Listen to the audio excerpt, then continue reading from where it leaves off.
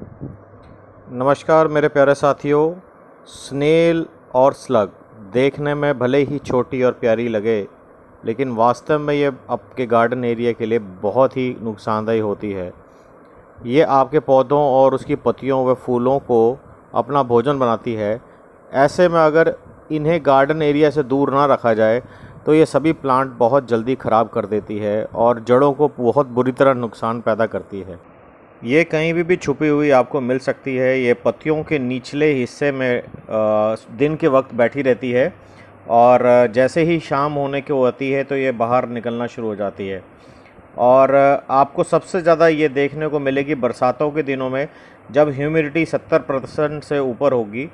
समय रहते अगर हम इसका सही इलाज नहीं कर पाएंगे तो हमारे पूरे गार्डन को ये नुकसान पैदा कर देती है, क्योंकि ये सॉफ्ट पत्तों को खाती हैं ऊपर से, और इसके जो अंडे हैं वो बॉटम में पॉट्स के नीचे रहते हैं और वो धीरे धीरे जड़ों को खा के बड़े होते हैं। 2 से 3 दिन में वो बड़े हो जाते हैं और वो फिर दूसरे पत्तों को खाना शुरू कर देते हैं। आप ये सोच रहे होंगे कि मेरे गार्डन की ऐसी स्थिति कैसी बनी है, जबकि मैं इतना ध्यान रख रहा हूँ और मैं वीडियो बना रहा हूँ। तो मैं आपको बता देता हूँ कि मैं 4-5 दिनों के लिए आउट ऑफ स्टेशन था, तो मेरे पीछे से ये इस तरह से इस प्लांट की कंडीशन हो गई है। देखिए, मार्केट में तो एंटी स्नेल मेडिसिन्स काफ़ी मिलती है और उनका इस्तेमाल करने से कई छोटे जीवाणु ऐसे होते हैं जिनकी हमें ज़रूरत होती है गार्डन में, उनको भी नुकसान पहुंचता है। आज मैं आपको जो बताऊंगा तरीका, वो बिल्कुल सिंपल तरीका बताऊंगा और ये शॉर्ट तरीका मैं आपको बता रहा हूं, जो गारंटेड रिस्पॉन्स मिलेगा आपको इससे और कोई भी साइड इफ़ेक्ट नहीं मिलेगा। लेकिन आपको एक अनुपात में ही इसका इस्तेमाल करना है। इसकी क्वांटिटी वॉल्यूम ज़्यादा नहीं बढ़ाना, जो मैं आपको बता रहा हूँ उतना ही इस्तेमाल करना। आपको सोडियम बाइकार्बोनेट बेकिंग पाउडर लेना है, बेकिंग सोडा नहीं लेना है। इस चीज़ का आप ध्यान रखें। आपको इस वीडियो में पूरी जानकारी मिलेगी और इसी से ही पूरी तरह स्नेल का सफाया होगा। और पहले मैं आपको ये दिखाना चाहूँगा किस तरह से ये स्नेल अपने अंडे देती है। मेटिंग की सीज़न के दौरान स्नेल और स्लग लगभग 100 अंडे देती हैं और कुछ स्पीसीज़ तो ऐसी है जो 400 तक अंडे दे देती हैं। और ये इनके अंडे इतने छोटे होते हैं कि ये मॉइस्ट सॉइल के अंदर अपने अंडों को छुपा देती हैं और ग्रेजुअली अंडे बड़े हो जाते हैं और फिर पत्तों को खाना शुरू करते हैं। ये जो मैं तरीका बता रहा हूँ ये बहुत ही सिंपल तरीका है और हर किचन में बेकिंग पाउडर ईज़िली अवेलेबल होता है और मार्केट से भी आप परचेज़ कर सकते हैं। बहुत ही सस्ता होता है ये। बेकिंग पाउडर सिर्फ एक चुटकी लेना है और इसके ऊपर हमें स्प्रिंकल करना है। आप किसी भी स्नेल और स्लग पे अगर स्प्रिंकल करेंगे तो चंद ही सेकंड के अंदर अंदर वो स्नेल मर जाएगी। ये उसका एम्प्टी शेल है, मैंने वो बाकी की वीडियो रिमूव कर दी थी, लेकिन ये एम्प्टी शेल इसीलिए मैं दिखा रहा हूँ कि कुछ ही सेकंड में स्नेल ख़त्म हो जाती है। और एक चुटकी एक पौधे के लिए भी अगर आप इस्तेमाल करेंगे पॉट में, तो वो पॉट को कोई नुकसान नहीं पैदा होगा।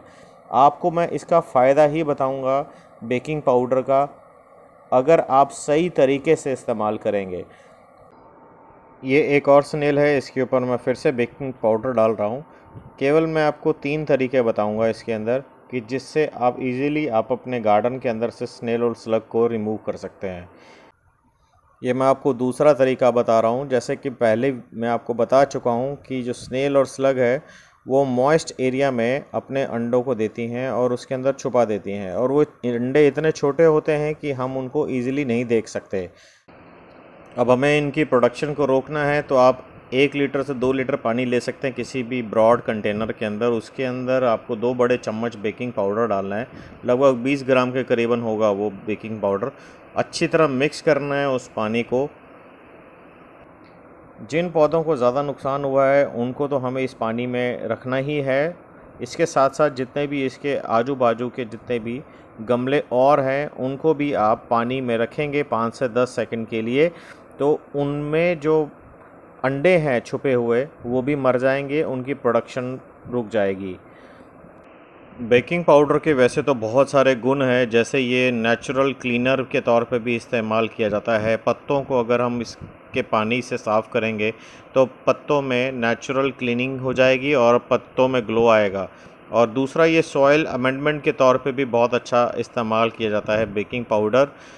प्लांट की प्रॉपर हेल्थ के रूप में भी अगर हम लोग थोड़ा सा अगर बेकिंग पाउडर का इस्तेमाल करें, या कुछ केसेस में बेकिंग सोडा का भी इस्तेमाल किया जाता है, और उसके साथ साथ ये जितने भी पैदा होने वाले वीड्स हैं उनको भी ख़त्म करता है और पेस्ट कंट्रोल का भी बहुत अच्छा काम करता है बेकिंग पाउडर। सोडियम बाइकार्बोनेट एक बहुत अच्छा एंटी फंगल एजेंट माना जाता है जो कि फंगल इन्फेक्शन में ब्लैक स्पॉट और पाउडरी मिल्ड्यू जो होने वाली कॉमन प्रॉब्लम है पौधों के अंदर, उसमें बहुत अच्छा ये काम करता है। आपके सामने ही लाइव डेमो में मैं दिखा रहा हूँ कि बेबी स्लग इस पॉट के बॉटम एरिया में है और ये थोड़ी सी मैच्योर होने जा रही है क्योंकि हो सकता है इसमें और भी अंडे हों इस पॉट के एरिया में। तो इसको थोड़ी देर और मैं पानी में रखूँगा ताकि अगर इसके अंदर और अंडे हैं वो ख़त्म हो जाए पूरी तरह। अगर आप ऐसा करेंगे अपने दूसरे भी गमलों के साथ तो पौधा हमेशा आपका हेल्दी रहेगा, उसको कोई भी नुकसान नहीं होगा क्योंकि ज़्यादातर जितने भी जीवाणु और कीटाणु होते हैं वो बॉटम एरिया से पौधों की जड़ों को खाना शुरू करती हैं। इसी तरह से आपने नोटिस किया होगा कि इतना केयर करने के बावजूद अगर पौधा फिर भी मर रहा है तो उसका कारण यही है कि निचले हिस्से से पौधों की जड़ों को कोई ना कोई बैक्टीरिया या स्लग या स्नेल उसको खाना शुरू कर देती है। उनके अंडे उसमें होते हैं और आपको पता ही नहीं चलता, या उसमें ऐसी चींटियां आ जाती हैं जो धीरे धीरे जड़ों को खाना शुरू कर देती हैं।